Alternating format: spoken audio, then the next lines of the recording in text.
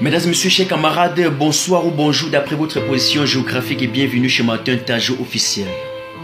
Eh bien écoutez, après une semaine de méditation profonde et des fois par moments complètement emporté dans le tourbillon de ma pensée pour notre peuple, j'ai dû faire une rétrospection dans le passé.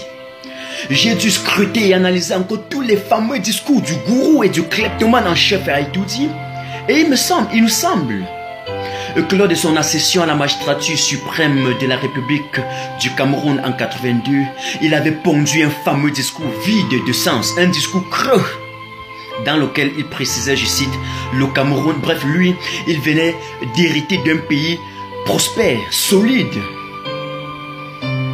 avec une économie stable. Et le Cameroun n'ira jamais auprès des bailleurs de fonds internationaux demander une dette quelconque.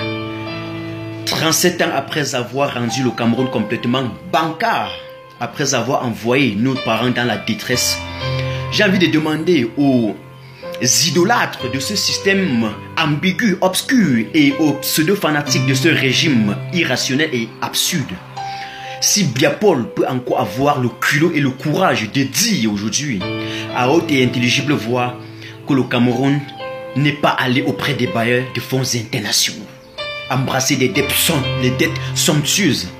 Est-ce qu'il peut encore avoir l'outricudence et l'intrépidité de nous dire que le Cameroun n'ira jamais auprès de la Banque mondiale et de la FMI?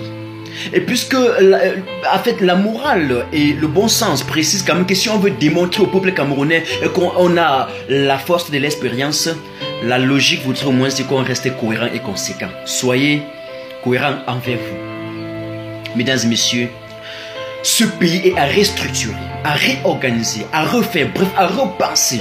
Parce qu'une urgence de la pensée reste et demeure un indicateur de performance incontestable pour lui redonner la renaissance et la prospérité. Surtout à une époque où les NDIC ont complètement révolutionné le monde entier. Mais pour ce faire, je vais vous dire, il faut que les ravisseurs de ce régime désuète et les micro-entités systémiques aux intentions conspirationnistes lâchent et libèrent nos institutions. Oui, je le dis. Un pays ne saurait être dirigé par des grands bandits et des criminels à col blanc qui détournent l'argent des retraités, vident les caisses de l'État pour être promus par la suite au rang de ministres et de directeurs généraux. C'est un mépris et un manque de respect à l'endroit du citoyen camerounais. Mesdames et messieurs, nous devons tous nous lever.